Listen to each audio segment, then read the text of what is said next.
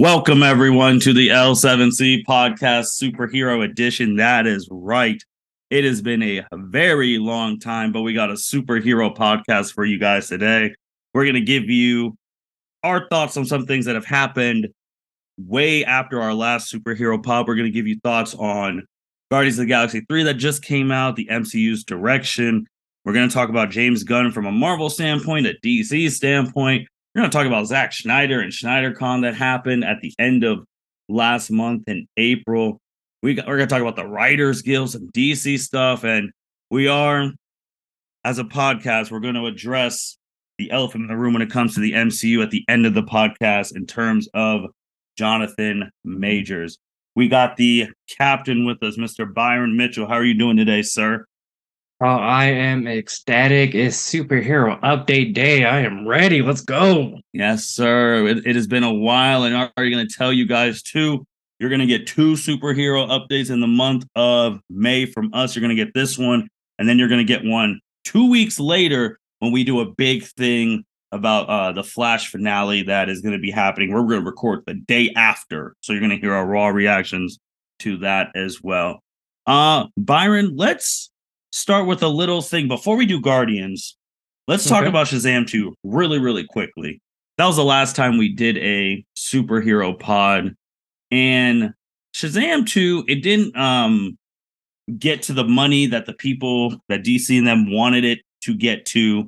And a lot of stuff came out with it, man. Like Zachary Levi, aka Shazam, who plays Shazam in this. The end credit scene got messed up because Dwayne did not want Black Adam to be in the end credit scene. I know you saw that, and then the end credit scene again was James Gunn's wife, who plays an agent in Amanda Waller's crew.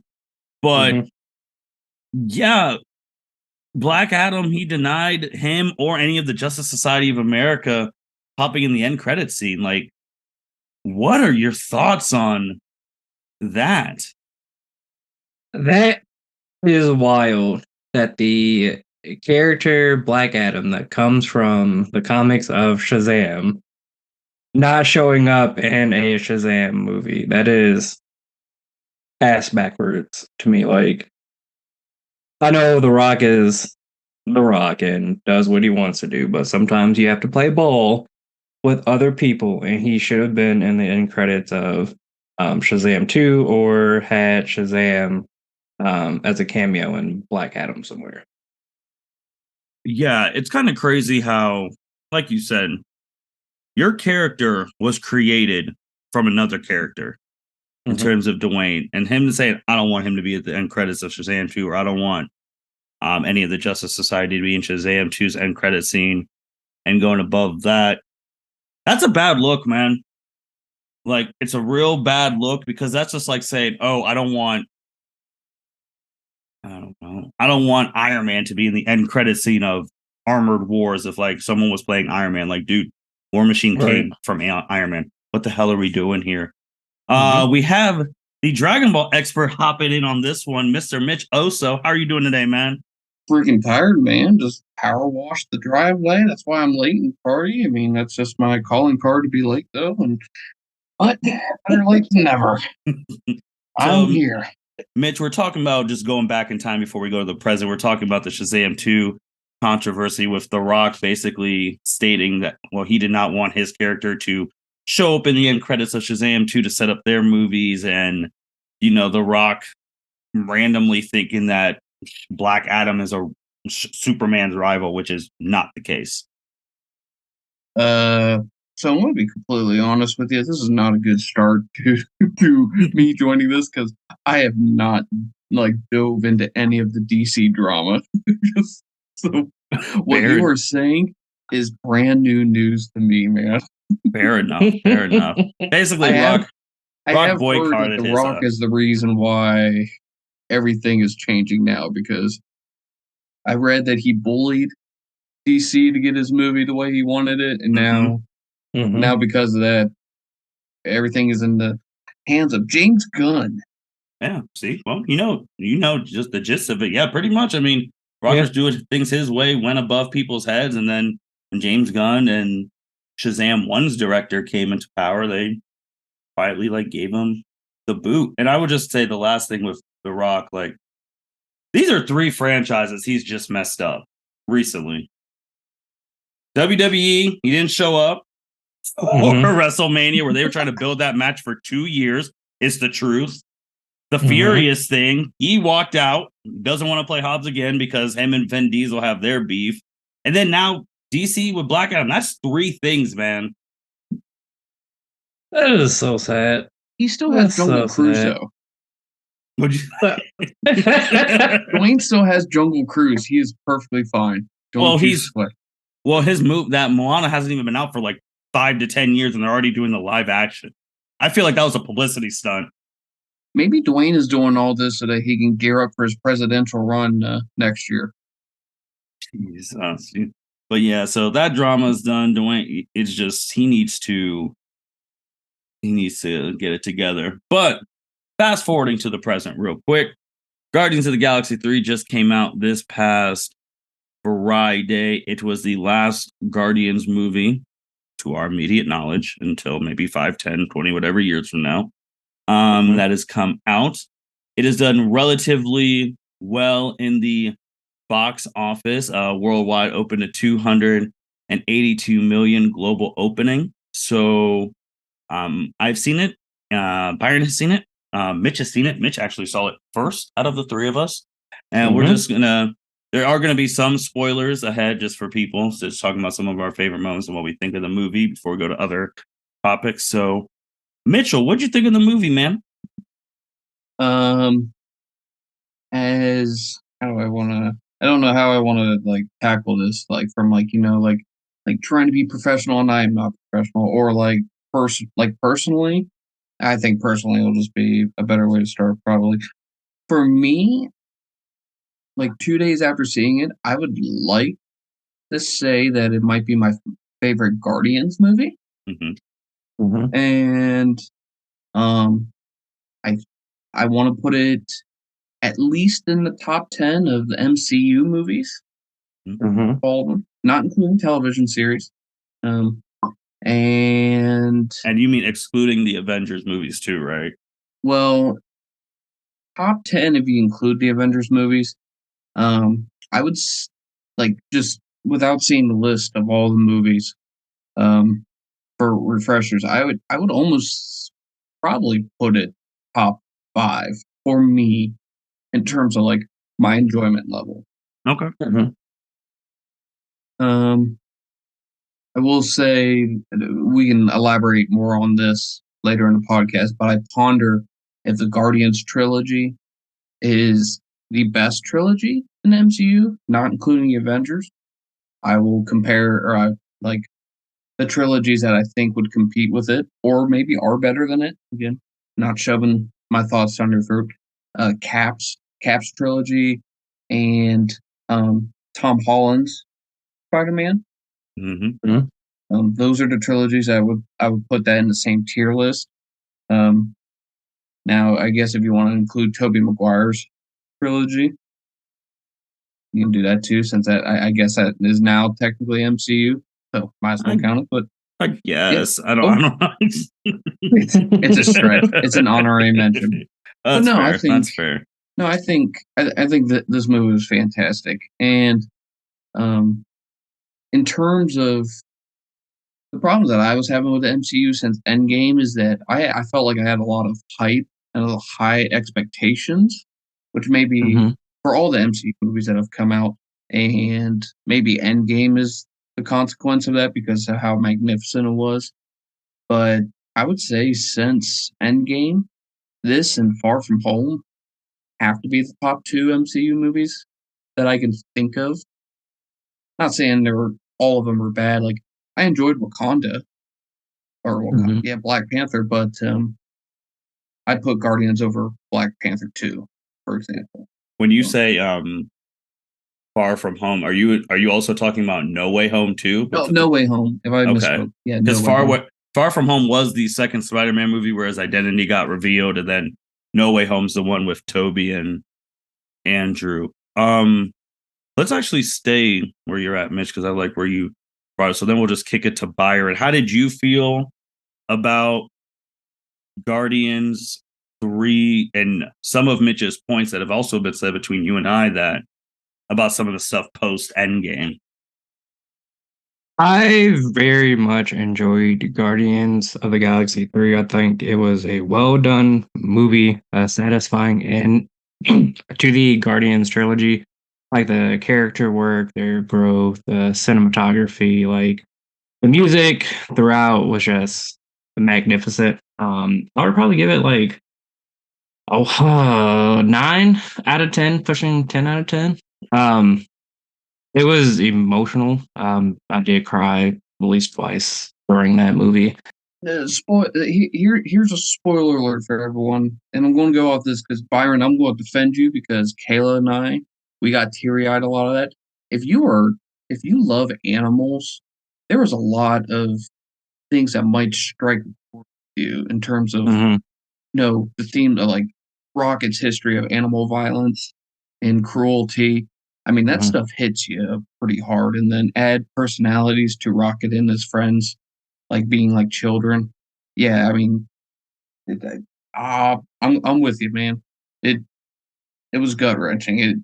It was good storytelling. I mean, it made you hate the high evolutionary, but which is I think what you need now because we haven't because these past villains they've tried to make you feel sympathetic towards them and like just to have a villain again like dude I hate you, I want you out. Like I think they needed that. Yeah, to tell Rocket's backstory and to get a satisfying villain, and you needed to hate the High Evolutionary, and James Gunn and all the actors did very, very well of portraying him as like this sycophant creep type personality. The actor who played the High Evolutionary just did an amazing job as a villain. But in regards to Mitch's point as it being a top 10 movie, I am in agreement with that. I think is yours you including the Avengers movies or without the Avengers movies? With the Avengers movies. Okay. I think it's safe to say that it is a top 10 MCU movie. I think since Endgame, I would put it top 3 with No Way Home. Here, do you want me to give you the list? You want me to give you the list real quick of Phase 4 movies? I have it pulled up here, and then that'll allow you just to kind of the multiverse saga. Yeah, the multiverse saga. So this is what we got for films, right? Black Widow. Too little, too late. That was its only problem. Yeah. We have Shang-Chi. Whoever directed that needs to direct any live-action anime movie for the rest of their lives. Yes. Okay, get your barf bags. Eternals had a lot of promise, but it did not execute right. I mean, I like the Judge, dude. He's real. Yes. Arshima. Eternals should have been a television series. I could see that. I could see that. Yeah, I could see that. I didn't hate it. I just thought there was too much jammed in. Like there was a whole bunch of characters that if I didn't know like just ancient history, like I would not have known. Like I knew the names of the people, I didn't know who the names belonged to. That's a really good point because I would also say too, like their second trailer is the one that got me hyped for the movie, where like the love interest of Siri or whatever her name is, who was dating fake Superman back in the day or whatever, and he's like, "Why didn't you guys help against Thanos?" And I was like, "Yes, please tell us that you guys have been here all these years and didn't help us against Thanos." And they're like, "Oh, we were forbidden." And then he was like, "By who?" And then you see Arshima. I'm like, "Y'all been here for all these years and didn't help one freaking bit." That's kind of bad. Like that's kind of bad. Angela Jolie she was cool and she was whooping ass. She was good. But they killed my favorite character, so fuck them.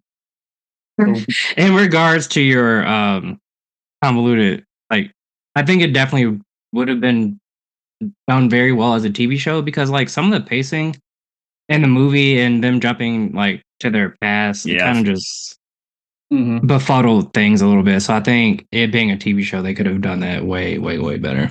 Agreed. Next movie was Spider-Man, and then next one after that, Doctor Strange. They suffered from everyone hyping that movie way too much. Yeah, movie was overhyped. I mean, Goku was supposed to be in it, so and you know all the theories and like predictions or what people's wish list, like most of that shit did not come true for Doctor Strange. So therefore, 90%. I would say 98%. The only thing that came true was John being Mr. Fantastic. Oh, John Krasinski, yes, Mr. Fantastic. Next movie though, Thor, and then Black Panther. Yeah, I feel like Thor's one. I mean, it was weird because we all thought the original Thor was gonna die, not the new one. But I just feel like it was too. You have a God Butcher. That's Waikiki should have made that more like scary and ominous, not like all campy. You see, the one thing that I liked about Guardians was, and this is what a lot of the MCU movies that people will say is an issue, is that there's too much funny and there's not enough serious, or the serious moments are undermined because of like levels of comedy. Like if you watch Thor, Love and Thunder is like the epitome of that. When at the end of the movie there, before Thor goes to fight Gore at the end there, when Jane is in the hospital dying of cancer. Like, you don't need to have Thor like pondering how to cope with that by breaking a vending machine to get snacks and candy. Just like keep that tone right there of how hard that situation is, because that situation can be relatable to a lot of people. But the animal cruelty, I mean, everyone loves John Wick because John gets revenge on the guys who killed his dog. Like, I mean, people connect to animals significant. But with Guardians, I thought when it was supposed to be funny, it was funny. Whenever it was supposed to be heartfelt, touching, that's what it was. And then whenever it was brutal, that's what it was. And there was a good transition on that. That's probably the reason why I hold it in such high regard. I think also with Guardians, the thing that it benefited the most from besides Black Panther, that they've had the same director and cast for the whole movie, for all three movies. So it's like most of this Phase 4 stuff, they've been different directors with whoever their cast is assigned. Like besides Black Panther, with Coogler being the director and 99.9% of the original cast, rest in peace, Chadwick Boseman. But Guardians has had the same director since day one, the same crew. No one has left. And so I think those people are dedicated to James Gunn. Like, go and look at the Suicide Squad. How many people were in Guardians, and went over there, like to his movie on that, and you'll probably see a lot more people joining the DCU acronym is now, just because Gunn has a lot of control now with it. James Gunn, the comic book movies might be like what Christopher Nolan is just to, I don't know, Hollywood, because I feel like all of the A-name actors would die to be in a James or a Christopher Nolan film, and I feel like every time I see him, I see the same great actors in his movies. Oh yeah, I mean his nuclear bomb movie. Oppenheimer. I mean, the main Oppenheimer. character, the main character is Scarecrow. Yep. But he was in Inception. He was in. I'm trying to think, because Christopher Nolan does so few movies that are so great. Like, I'm just trying to think of the other ones, but But also too with the Guardian, like Byron said, I think it was a satisfying end. I think my favorite scene is actually probably the final fight in the hallway where they showcase every person's skills. I think that was really cool. I think I know he mentioned it a little bit, but I've been saying this to Mitch for years. I wanted Star-Lord to dive in more about that decision he made that cost them everything at that point in time. He brought it up a little bit. He's like, yeah, and when he was talking, when they were in the elevator with him, Gamora, Nebula, and the other lady, and he's like, oh yeah, and then like this happened, her dad threw off a magic cliff, and then I almost cost us half the universe because I still want him to dive a little bit more and like You're like, hey, I messed this up. I apologize. Mhm. But It is nice that they at least acknowledge that. yes. You know what I mean? Yeah. Because, um, fake Joe Russo, not Anthony and Joe Russo. There's another guy on Twitter and in the comic book world named Joe Russo who, everyone brings this up. It's not necessarily Joe that did it, but like you got a freaking skeleton of a Eternal on Earth, and no one talks about that at all. But at least Yeah. now we can reference a previous movie with Quill bringing that up. Mitch, what was your favorite scene in the movie? Ooh, you got me good on that one. Ask that to Byron. I gotta think. Okay, well, Byron, what was your favorite scene in the movie? Favorite. That one's tough. I do like the fight scene in the hallway. That was really, really done well. Favorites, maybe not favorite, but definitely up there with that hallway fight scene, is when they basically jumped the Hive evolutionaries and beat his ass. Oh, so That at the was end. so satisfying. And then you finally get Rocket to acknowledge that he's a raccoon and say, "No, I'm not that code name you gave me. I'm Rocket Raccoon," which was great. Mitch, you got a scene now? I don't. I'm actually on Wiki trying to look through the plot just to kind of give myself a quick answer here. We talked about like satisfying ends. I'm glad they gave a closure to the 2014 Gamora and in the current Peter Quill. It's kind of weird that Gamora was acting like, because it was like, okay, they met in 2014. That's when Guardians 1 happened.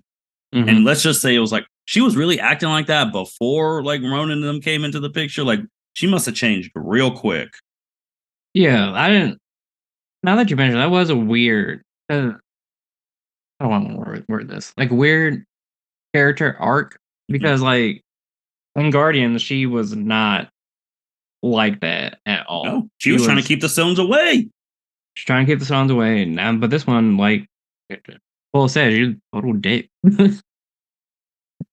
But my boy was super. Like I get it, but my boy was super desperate. Like, bro, she doesn't want you. I mean, it's hard. I know we've shared those memes like in the past. It's like if you had someone and they got blimped out, as they call it in the show, and then you found love, or you couldn't, or then you find someone else, then you didn't know the Avengers were going to bring the person back. What do you do? Yeah, because Quill had a very funny line when he's like, "I don't know who does this Infinity Stone magic. I don't know how she was the only one who was able to come back from the past." And that was a good line. I was like, that is an excellent point because Black Widow didn't come back. It's crazy. You got a scene yet, Mitch? Nah, I'm not. I'm just gonna say the whole movie because like I don't want to feel. I don't want to feel like a cop out because like I'm just looking at the plot here and I'm like, oh, I'm gonna pick this one just to give you an answer. I mean, fair enough. I mean, there's just a whole bunch of funny scenes. I mean, I really did enjoy Rocket's backstory. He was the main character. Yep, and the one thing that I found interesting with the High Evolutionary was, I think like in terms of like just being a douchebag, like he's a great douchebag, but like you didn't really see him in the present too much. You know what I mean? Like his entire I guess arc of the story was always told in the past because he was always just sending people out just to go and do shit. It wasn't like when Ronan was just coming around just beating the hell out of everyone. You didn't really see him actually interact with these guys until the very end. And but that was you had Adam Warlock, actually the one who was the I don't want to say the antagonist, but I guess for the most part of the movie he was. But no, I enjoyed that the movie gave everyone their closures. Like we just mentioned that we had Quill and Gamora there, and Rocket and his story, but we also have it with Drax. Drax actually finally gets to become a father, which and they reminded us, of his entire story because they hinted at it, in the second one just a little tiny bit, of how much he misses his like family and his daughter when Mantis like felt his feelings or whatnot, but they didn't explore it too much in the second one. But Mhm. in this one, they did a good job, and yeah. I would also I was about to say something too. Like, yeah, they got their closure and everyone went their separate ways and their new goals and Oh, it all. was nice. I'll say this. Maybe you guys knew this. Maybe the audience knew this too, and I'm just the idiot. I didn't think about Peter's grandpa at all. Well, I thought he was dead, so I mean, Yeah, I that's fair. didn't think about his grandpa at all. Well, I either. never considered him going back to Earth to see his grandpa. Like, and then when because they never mentioned him after the intro to Guardians 1. He wasn't even like a plot point or a plot mention in any of the movies. But I appreciated that when Mantis brought that up, they at least gave a sort of answer as to why Peter never went home, because he held a sort of resentment towards his grandfather, because as he said, he kicked me out of the hospital room, and he thought like that actually hurt him as his mom is dying and his grandfather kicks him out. And then Mantis says that, he was trying to protect you. Like those kind of thoughts never crossed my mind. Like 10 years into this shit, never thought of that.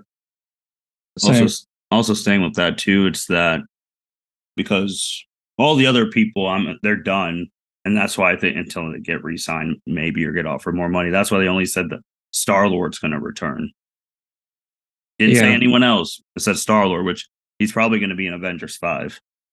Yeah, I feel like that's the next logical movie for him to pop There's up. no way. in. There's no way that Zoe's not in the next one. She said she's done. I mean, that's what she said. I'm just saying what she said. No, I'm going to tell you why.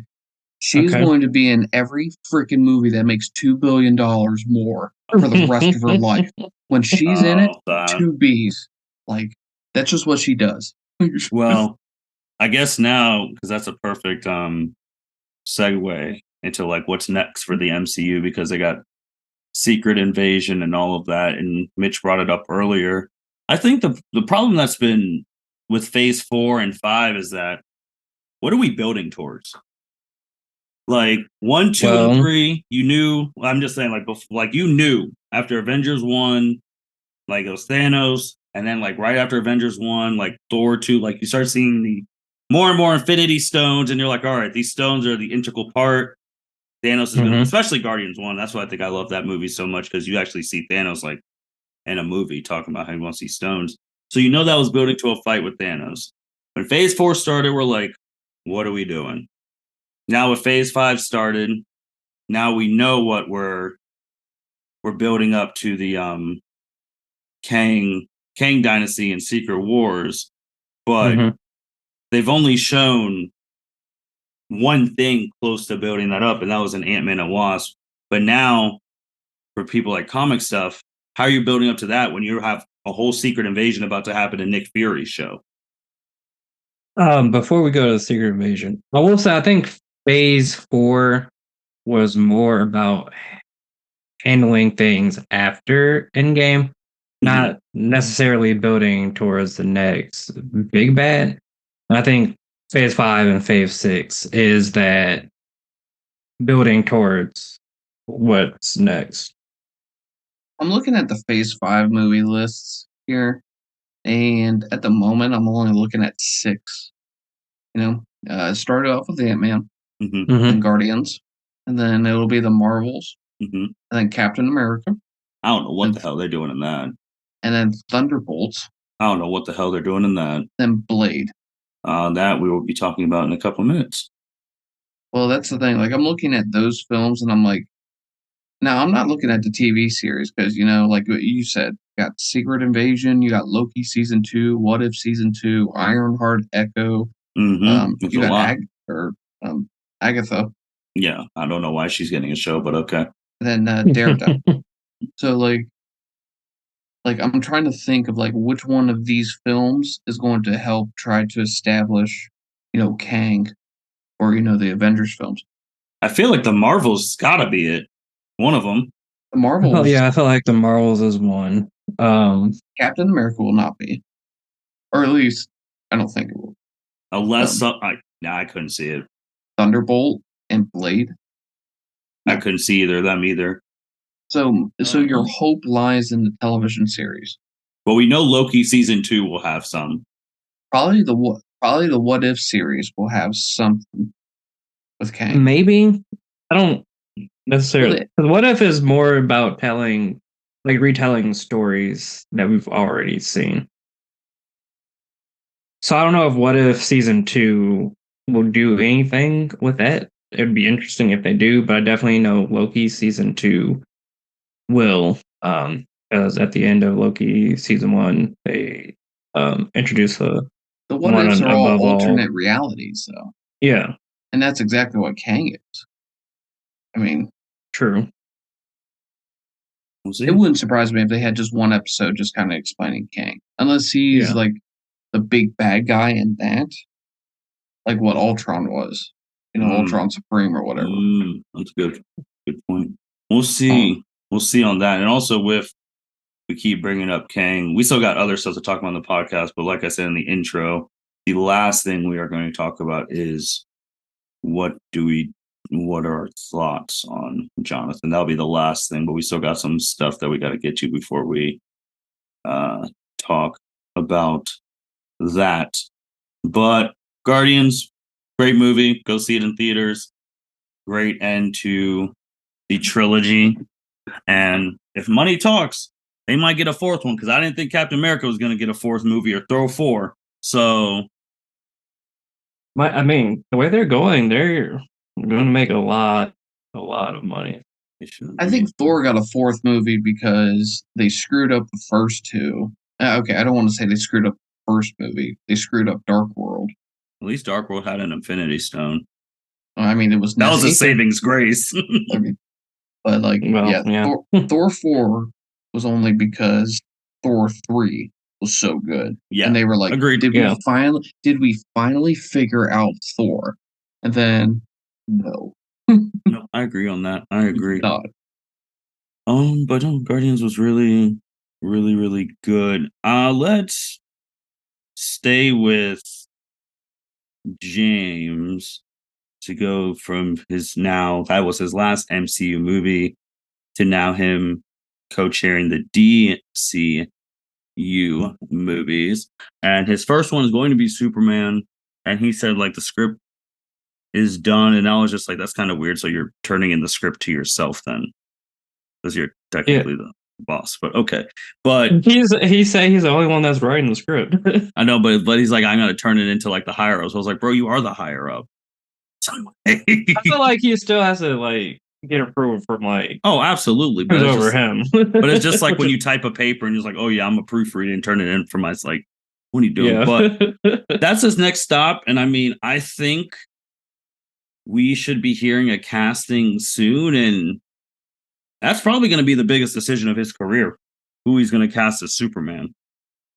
Yeah, that's going to be a big decision, because he's got some shoes to fill. Like Christopher Reeves was a very great Superman. Brandon Routh, he did good as Superman. And then you have Henry Cavill, who was a Omega fan favorite, who didn't get his justice because he was supposed to be coming back under Rock's tutelage, and then Rock messed up. So technically, you could say he killed Man of Steel too. Probably, you could say that. You can actually say it. So that'd be 4. That'd be 4 things. But yes, they're going to have to find a great actor to play Superman and Superman Legacy. We'll see. I mean, that is going to be a big talking point on social media whenever it happens. Whoever it's definitely will break the internet. Mitch, I know you said that you were kind of sad that now with Guardians 3 being so good that James now going to DC. What are your thoughts on some of that movie slate that he has coming with like Superman and Batman, the Brave and the Bold, and all of that stuff? What are your hopes for his DC stuff? I think I'm excited for it. I mean, I've never been into like DC like a ton. Obviously, again, just like my WWE takes, I am as mainstream as you can get. Like, I'm not diving into a lot of this stuff. So the MCU. I would say like I have pretty good knowledge of, but if you want to dive into like Marvel comics, for example, you guys know more than me. So like that's just where my knowledge base here. Like I'm excited to see what the DCU is that what it's called now? Yeah, Get it'll rid be of the DCU. Yeah, DCU. DCU. I'm excited to see where it goes because Gunn has shown to me that if you can take characters and make three solid movies, I'll say the second movie is solid. I Mm-hmm. mean, it's the weakest of the three, but you can Mm-hmm. make three solid films. Then I think you can take characters that are beloved by everyone and make a solid franchise out of it, and Mhm. not these movies that are trying to figure out their own identity and they're trying to also establish some like the Justice League. Like I don't like I don't know. I don't know enough about the characters. Like, and then for all of them to be jam packed into the Justice League, for example, like Mhm. that was just fumbled. So I think it's all in good hands with Gunn. I'm sad that he's out of the MCU now, just because I'm like, I would have loved to have seen him do maybe another movie series or Mhm. franchise or whatnot. And I'm just praying that the Russo brothers come back and do something else, but It's maybe they'll do the Avengers again.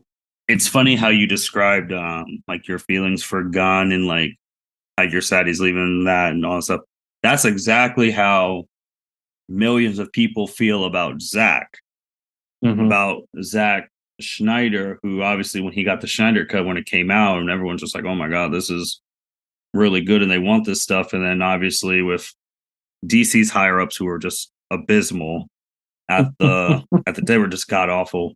I mean, he still has a lot of support. Like Zach, he just had his full circle event where he was raising money for, I believe, a suicide. Since Mitch brought up Justice League, just again for people to know, like Zach had to leave Justice League because his daughter committed suicide. Mhm. So then it went to Josh Whedon. And then you guys know that whole story. We find out Josh Whedon is trash, and we have not heard from him ever since. But it's weird because people were really starting to like the casting choices, and I think that's what Gunn is going to face, especially with like who he picks as Superman. That's going to be hit with stuff. Who he picks as his Batman is going to destroy the planet. I mean, it's Yes. just, it is what it is. That is going to come with, and I know he knows it, but that's going to come with hell. No matter who he picks, there's never like a clear consensus unless you give him the role. I mean, the past three is just like, maybe like Ben Affleck. It was like, oh, what the hell? Then there's a lot of people who consider him the best of all time. And then there's Robert Pattinson, who gets to be in his Mhm. Elseworlds. And he, he's been considered a very good Batman, and people are excited for his stuff. So I I'm think, ex- I'm excited. The one thing I'll say about with just DC movies is that while Gunn is going to start laying this foundation for a universe, Mhm. I'm glad that like Roberts like Batman is still getting his chance to you know and continue moving forward with that storyline and Joker, it's Mhm. going to get its sequel and like these like films are not getting canned. I know that like we didn't get a Wonder Woman 3 um and some other films that I can't think of right now, but like the MCU could not do that. I don't think that they could just have films with these characters that are not tied into the MCU. But for some odd reason, I just feel like DC can do that, and it's like perfectly fine. I don't. well, I mean, DC is, I mean, throughout history, they've emphasized their multiverse better than any other comic Mhm. like industry. I mean, like this Marvel now doing like their multiverse stuff, like you said, they would never do like multiversal stuff like this, because even with DC with like Ezra Miller being like the Flash and like the movie and his movie coming out in June, and it's like having Ben Affleck and Michael Keaton both in that movie, and then like having the Flash on TV who's ending his run after like 10 years. So it's like they do multiverse better. I mean, that's what they I mean, that's what, since Crisis on Infinite Earths, that comic that came out by Mark Wolfman, I mean, they just do, they dive into it more than Marvel's main continuity. Yeah. So it's just is what it is. But it'll be interesting. I mean, his big decisions going. I mean, we won't talk about Flash because it's not out for another month, but that movie is going to be, the trailers are really good. I mean, the trailers are fire. You have Michael Keaton and Ben Affleck in it. It's going to make a lot of money. Yeah. I just hope it's done well, because usually if a DC movie has a good trailer, that means the movie's probably not that good. We'll see. We'll see. But who knows? Maybe. Well, I think that movie's done. Who knows what Marvel and DC stuff or anything's going to get done, because for people not paying attention, Writers Guild's on strike, and they have already affected a lot of projects coming out. Loki's already been affected. Daredevil has been affected. So, obviously, when you go on strike, that means you're fighting for something. And if this, what are they fighting about? Is it artificial intelligence? Well, it's two things. One is they're not getting, I guess, a portion of like streaming services sales, because the last time they did their NBA streaming services weren't as what's the word I'm looking for? Important, or as in high demand now as they were back 3 years ago. They do their NBA every 3 years. So 3 years ago, streaming services weren't as booming as they are now. So they want revenue from streaming services, and then for AI, so like Chat GPT, they only want it as like a backup instead of replacing the writers. So that's like their two main issues with the writer strike now. I'm 100% with them. Same. I mean, it's a lot of work writing this shit, man. It's and especially like you're with these people and like you're putting all that time and effort. And sure, if like you put into the chat, whatever the hell that thing is called, it'll just spit out something, but it's like not the same. Yeah. Because no, I mean, these things are on strike. So more power to them. I've seen some superhero actors and actresses out there with them. So they got to figure that out. Yeah, because I was reading up on it, and the last time I went on strike was 2007, 2008 for like 3 months, and like the total cost, it affected like 1.7 billion in like revenue. So if they don't figure it out soon, they're gonna lose a lot of money by the writers being on strike. And you know, from the Marvels, you know Kevin Feige is not going to be happy if these things get pushed back. Oh no, because he's already pushed the Marvels back, because they were supposed to come out in July, I think, but now they're being pushed back to November. Yeah, Daredevil being affected, the Blade movie, and they're not supposed to come out until next year. So a lot of Marvel projects are being affected by this writer strike. Why do I feel like there's a point where that Blade movie might never get made? Yeah, because I think last time we talked about it, there's a problem with Mahershala Ali and like the script that was being written. So they had to work with them to get the script in good condition. Now the writers are on strike, so that's probably going to push the movie back. I would not be surprised if the strike goes on for, let's say, 3 months like the last one did, that a lot of TV shows are going to get pushed back. No things like that. Just some quick stuff before we go to the last topic, staying on DC. DC's Comics promotes Jim Lee to president, publisher, and chief creative officer of the comic thing. This is more from, it's a well-deserved thing for people who know, you know, Jim Lee and you don't know Jim Lee. Like, if you've ever read an X-Men comic back in the day, he was leading the charge at Marvel for that when X-Men continues. They still have the all-time sales record for a single issue sale. That X-Men, he was the one in charge of that. He's drawn pictures for Batman Hush. I mean, he's a well-renowned, respected comic book figure in the world. So him being in charge, it is really good for him. Batman 900 came out, speaking of multiverse and the continuality, where comic Batman, it's a long story, but long story short, he got to meet, and even if you've not read any comics, just read Batman 900. He got to meet Michael Keaton's Batman. He got to meet the Dark Knight Returns Batman. He got to meet Injustice's Batman.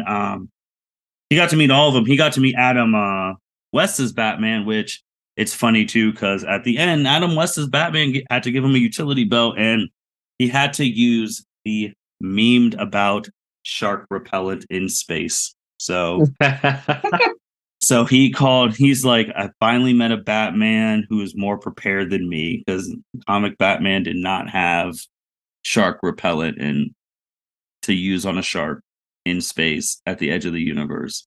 That's freaking awesome. But I'll probably talk more about that comic back whenever Batman Day is. But it was really cool, him meeting all the different. He met the animated series Batman, and he met Arkham Batman. So he met them all. Oh wow! Yeah, it's I'm gonna have to read this one. Like it is intense. It's a long story of like he was transported to a place where they didn't have a Batman, and this one dude who was sane, who was the Red Mask, who his multiversal energy is the one who created all the Jokers in every single multiverse. Oh, so it's crazy. But seeing him talk to Arkham Batman, that was, and also the animated series one, because then you think of Kevin Conroy, who is not with us anymore. So yeah, anyone who's a fan of like that type of stuff, check out Batman 900. All right. So last topic, because this has happened since we've been away, and I haven't really said anything in our group messages about this. So Jonathan Majors, obviously he was cast as Kang, the Conqueror, way back. He was probably the best part of Ant-Man and Wasp: Quantumania. And he was riding very, very high. A lot of movies. He's supposed to play Dennis Rodman. He was in a whole bunch of Army commercials during March Madness, and he starred alongside Michael B. Jordan in Creed 3, which had the biggest opening for a sports movie of all time. Like, the rise was real. Marvel has basically bet their next 5-7 years on him, and then things didn't go too well. There was a report about I'm trying to find the exact date. Oh, arrested March 25th. He was charged with misdemeanor assault and harassment of a 30-year-old woman in New York. The Army took off those ads and all of that. And then he fought the allegations. And then there's an alleged victim has been granted full temporary restraining order. In April, there was multiple alleged victims of Majors coming forth his March arrest and cooperating with Manhattan Attorney's District. And since that, you haven't heard anything going on. You've seen like some people and agencies have dropped him of things of that nature. But Marvel hasn't said anything, obviously. Majors hasn't said anything, obviously. No one's been asked about it. So since this has happened since before, it's just discussion on, he hasn't been proved, like he hasn't been guilty or anything, like sentenced to jail or anything of that nature. I mean, he's still out here free and all of that stuff. But just what are thoughts about this incredible rise and incredible fall currently, and what the situation, I guess, Marvel is in? Oh, and on a side note, Brock Lesnar just showed up and beat the dog shit out of Cody Rhodes for wrestling fans. Brock Lesnar's on TV right now? Well, he's about Mitchell's to be about off. to get off. Well, he's about to be off now, I but just care about the music. well, he's past the music.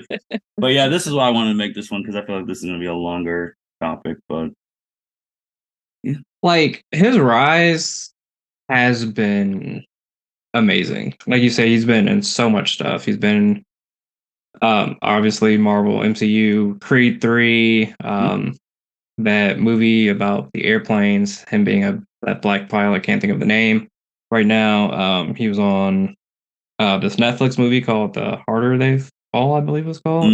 About the Black Cowboys movies, which was excellent. He was on a Showtime show that got canceled after one season, but the show, he was amazing. Like he has done amazing work in all the things he's acted in, and it just sucks that this was a part of him. Like when it first came out, I was like, maybe he didn't do it. Then again, maybe he did, because the first victim recanted her story, so I was like, maybe it wasn't true. Then when every like other victims came out and said, yeah, this has happened to me before, I was like, well, Jonathan, it's probably over for you, bud. Mitch, what were your thoughts before I? My thoughts weren't actually on Jonathan.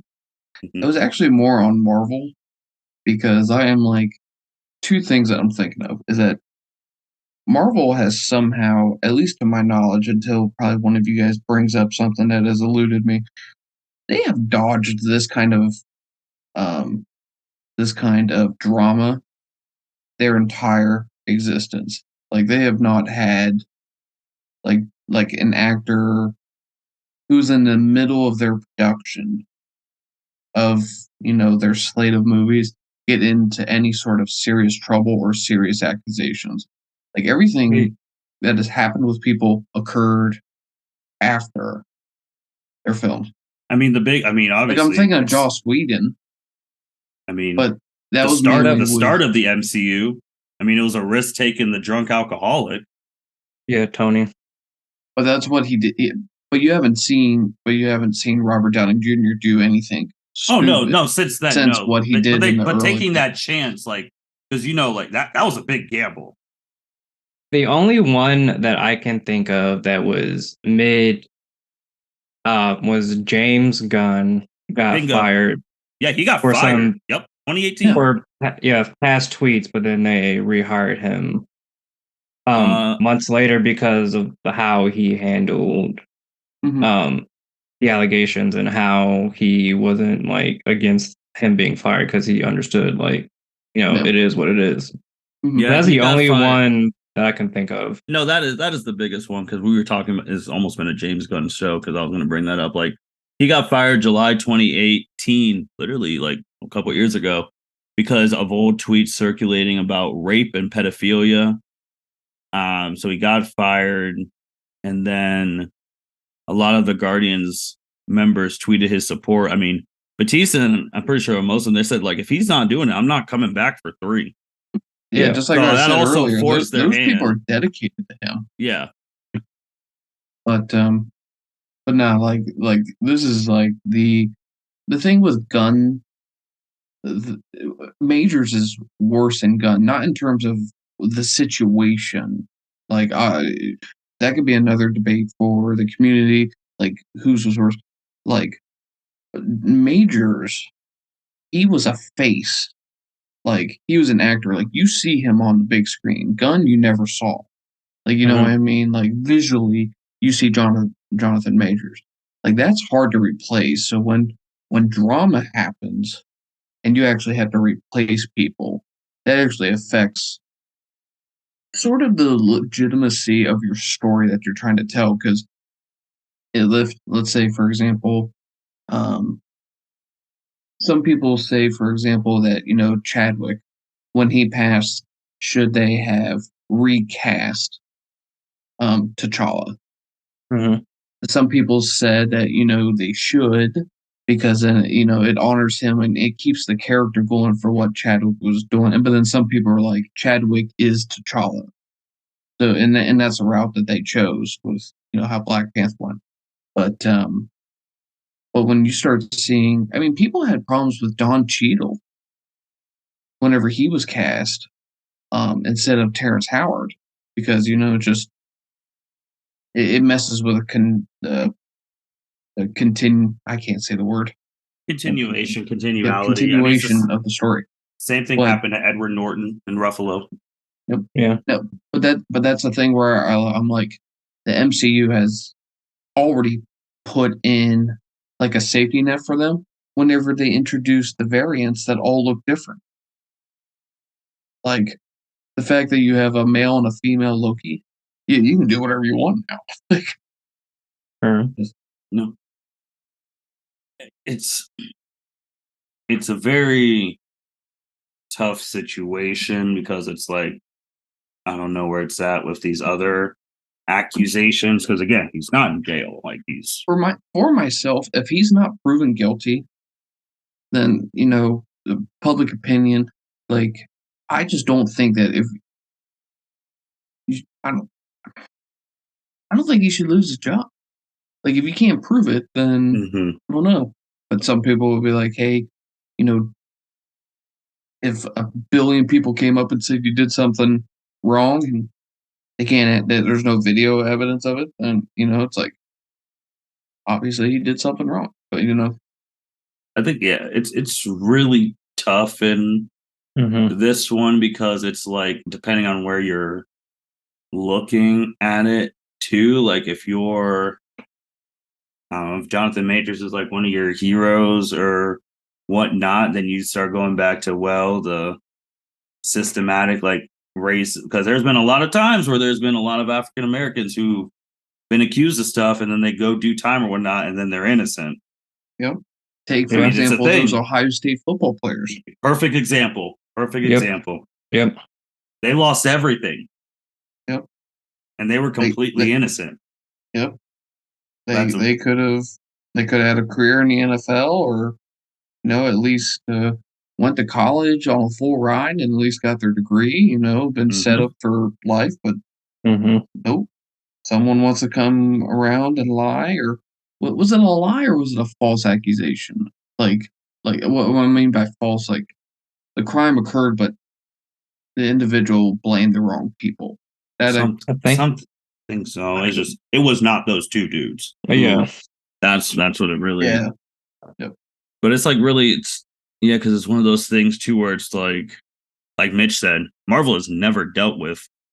This isn't like a minor character. This is who, like I said, they're building their next 5 years around. Right. And so it's like, what do you do? And obviously with Disney and all that stuff, I mean, the climate. I mean, this isn't a political podcast, but the climate of Disney. I mean, they're more of like that leaning that way, left or whatever.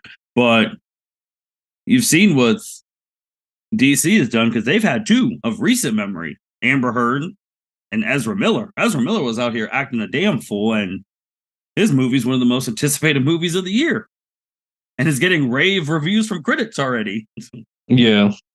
So it's like, what do you do? Like, and it's I don't want to say it's the same thing as like Deshaun, because Deshaun was like, that was crazy. But you see what happened to Deshaun, all these accusations, and they went to court. And once it got to a point where they all got settled, he went to the Browns and he got the most guaranteed money of all time. 130 million, which is so still like, what do wild to me. What do you?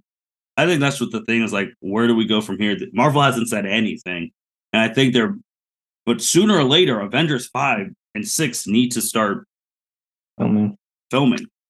Yeah, and someone's gonna leak the pictures if he's there. Yeah, I think TMZ will be all over it. That's true.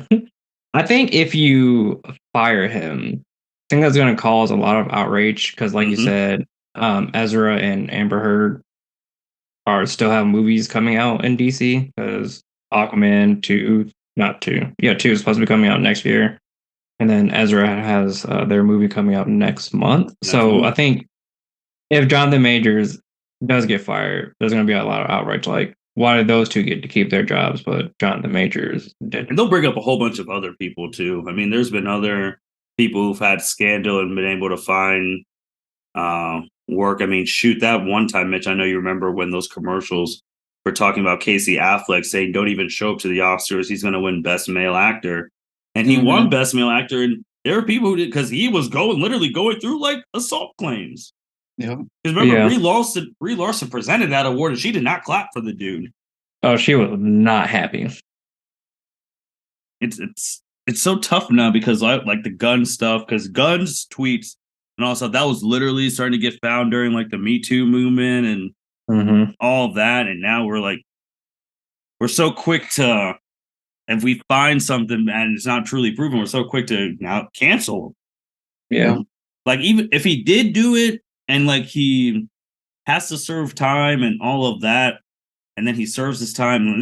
This is just me, just because of the profession I'm in. I think once you serve your time, you deserve another, like, and you've learned your lesson, you deserve a chance to make a living. I think that's a problem with society in general at the moment, is that you don't allow people to make mistakes and be able to learn. Like people, like, maybe they were brought up wrong. Yeah. But in their eyes, what they're thinking is right. And like people can learn, like, okay, what I was taught was not correct, and now I see that. Let me move forward.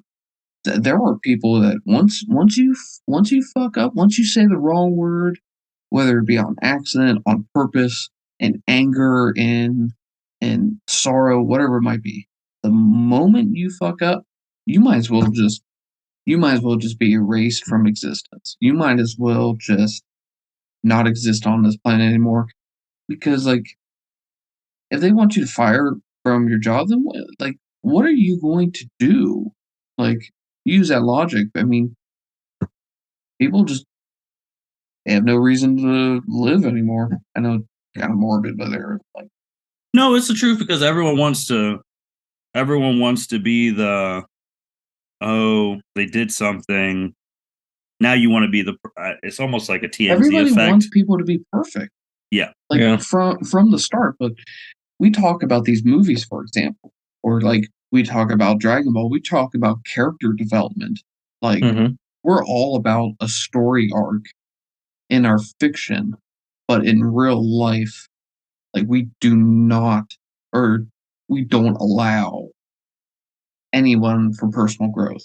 So like if Jonathan Majors is guilty, then yeah, you gotta distance away from himself. Yep. And you have to let him go serve his punishment, seek the help that he needs, and then maybe somewhere down the road you give him another opportunity. Or and maybe there are some crimes out there where, and maybe his is one where you just can't, like, just screwed up so bad that I don't know.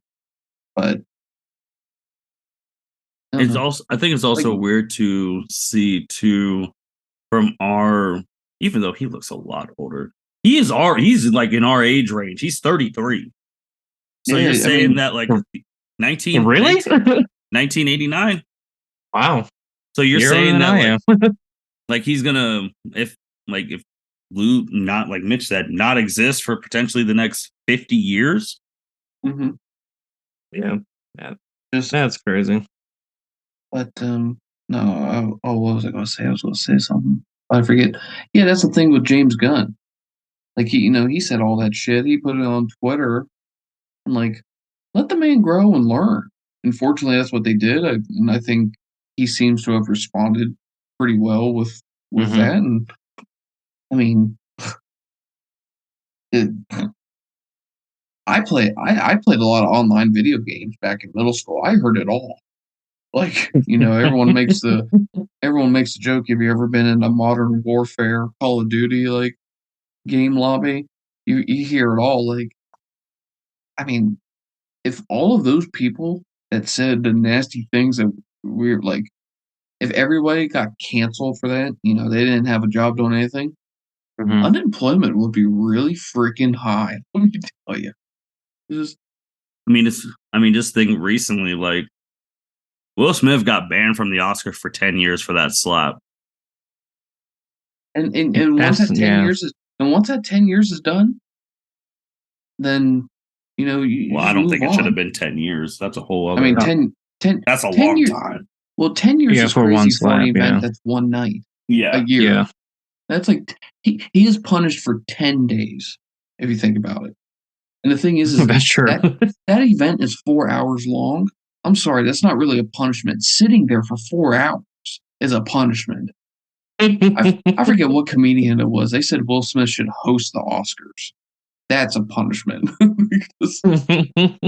Well, it was funny too. He brought up comedians. I saw something where Steve Harvey, he was on Club Shay Shay with Shannon Sharp, and they asked him about like if he ever wants to go back to comedy, and Steve Harvey said, "When I decide to go back to comedy, my career is over. Because if I want to say the jokes I want to say in this climate, I'm going to get canceled, and my career is over. No one's going to take me back, like America's Beauty Thing or like Family Feud, all that stuff. No one is, and this is coming from him. And when I was listening, I was like, "It's true." He's like, and they're jokes, like he's not meaning like, but when I say what I want to say, my career's over. Yeah. And then Chappelle has brought that stuff up too. Yeah. And it's like, like you're sitting here, it's like, look, they're comedians. They're not trying to like be offensive, offend people. That's the thing with me. Like when something is offensive, like in my eyes, you have to take it in context. Like, if someone has ill intent with what they say, then yeah, you should correct that. You should be judgmental towards that. You should be maybe even angry about it. But in a comedy setting, I feel like that backboard should bend more than what I think society is allowing for it. Now there might be jokes out there where you absolutely can't make, even on a roast, for example. But look, I don't know. I don't want to bring and I can't even really think of specific examples to dive into, but it's just I don't have a problem with comedy whenever I'm like expecting comedy. You know? That makes sense. Yeah, it's one of those things. It's things that would offend a lot of people.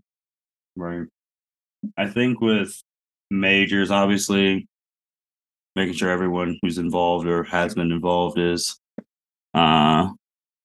safe and all that. And if he does do that, like, I mean, there's consequences to your actions. We all know that. But then once that, get him the help he needs. Like, I think with these things, people, it's funny because the people who are quick to cancel people in these situations are also ones who are like, oh, they don't deserve to get help. But I was like, but you would say other people deserve to get help. Why aren't they allowed to go take some domestic violence classes? Why aren't they allowed to go to some counseling? Why do they have to be everyone does, like Mitch said, everyone deserves that. It's like, now if you're going out there killing and raping people, that's a whole different story. Right. But like, you deserve, like, there's programs and all that. So I don't understand how you could be so righteous, but then not trying to help them with programs and stuff if that works. Yeah, I think that's just the whole thing with cancel culture. They just like want you to be gone, then they'll move on to the next person they want to cancel. But like everyone deserves a second chance, if they're, like you said, raping and killing people. And they also deserve to get the help that they need. It's like Mitch said, that person's life ain't over unless they take their life. Like, he's in theory, and he's in a lot better shape than all three of us. He has like 50, 60 years left. Yeah. I mean, and he has a kid. So what? So you're just gonna cut the kid's way of not being able to live? Like, they need to eat too. It's funny. That's this was the NFL. They wouldn't even blink a second. I was like, we don't give a shit. He makes us money. That's why the NFL has no moral. And that's why they're richer than anyone else. That's why they're rich. Like what Justin said, I mean, you got to protect that shield. Well, that shield holds a lot of people behind it. And, they make a lot of money whenever their faces aren't showing. That is true. But, I mean, sooner or later, it's 2023. It's the middle of spring, gonna be summer. They're gonna have to start filming that movie soon, and we're gonna know what choice they make. Yeah, because I think it's supposed to come out August of next year, like the first Avengers. Mm-hmm.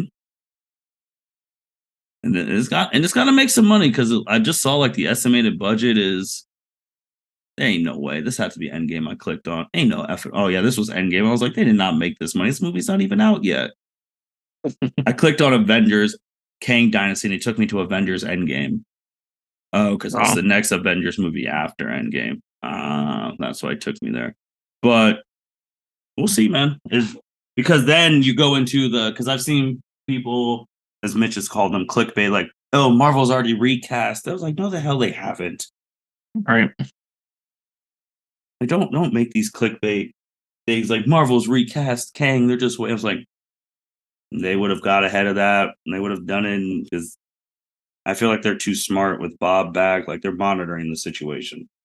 Oh yeah, they're definitely keeping a watchful eye on it because it, like you said, affects their next 4 years.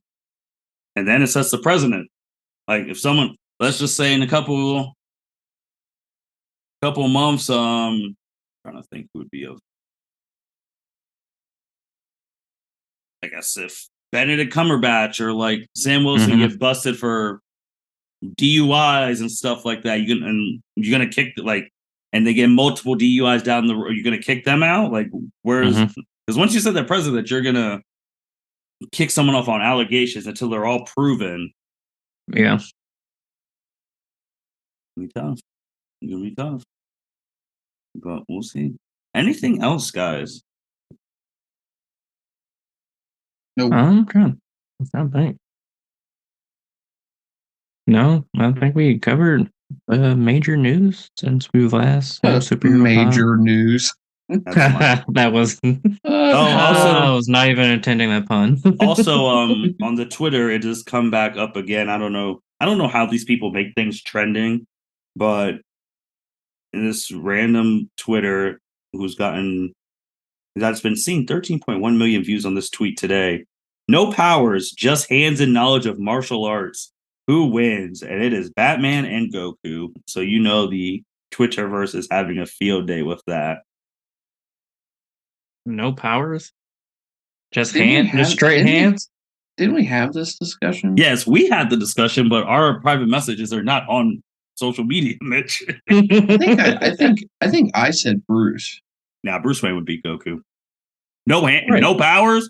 I'm sorry, there's not that many people I'm saying who could. I'm even thinking of Goku's training. Like King Kai didn't teach him martial arts; he taught him energy attacks. Yep. It's like or chasing bubbles around with a hammer. I mean, like anyone beat Goku or Bruce.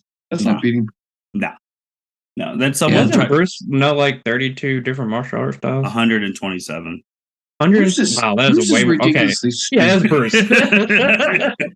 Hands down, Bruce. 120. And someone tried to tweet and it's funny. I'm just reading all this stuff and like, no, people forget that Goku was like, almost a world champ at like 14, and then they're like, that's with energy attacks. He still was shooting, and he became an ape in the finale against Jackie Chan, aka. That's a whole other tangent I'm probably going to go off of on the Dragon Ball one with Mitch, where we're just like some of the people in the fandom just are stupid. But but then like the Bruce Wayne thing, someone's like, he left when he was like 8, and there was 127 martial arts by the time he was 25. And he literally throws hands with super powered people every day. And you're telling someone to come in who's normal? Bro, he tussles with Bane, bro, on Venom. Like he's out here punching Superman in the face. Now sometimes he doesn't move him unless he has kryptonite or magic or a suit. But hey, I will say this: Bruce ain't beating Jiren though. Stop it! With no powers. I gotta stick to my Jiren love. It doesn't matter what podcast I'm on. This Jiren boner stays hard. Wow. I mean, you are a stand for him, and it is appreciative that you stick for the man. Yeah. Hey, someone has to. Toriyama doesn't. That's a whole discussion for a whole other day, but that was just a fun thing. But thank you guys for listening to the L7C podcast. Make sure you like, rate, comment, subscribe. We are about to hit, maybe by the time you listen to this, we might hit the milestone, or who knows, maybe it'll be in Mitch's hands once again. But we're about to hit our next 1,000th milestone. It's going to be this month. It should be this month or early next month. So by the time you listen to this might be the episode, or again, it might just be Mitch and Dragon Ball who takes us over the hump again. But we're about to hit 6,000. So, and that's way ahead of schedule because we were just at 5,000 in February, and now we're about to be at 6,000 in potentially May. So thank you guys for all the listens. We greatly appreciate it. And with that being said, L7C, signing out. Thank you for listening to this episode of the L7C podcast. Be sure to like, rate, review, and subscribe to the channel. Follow us on all social media platforms, and we'll be talking to you guys soon. Take care.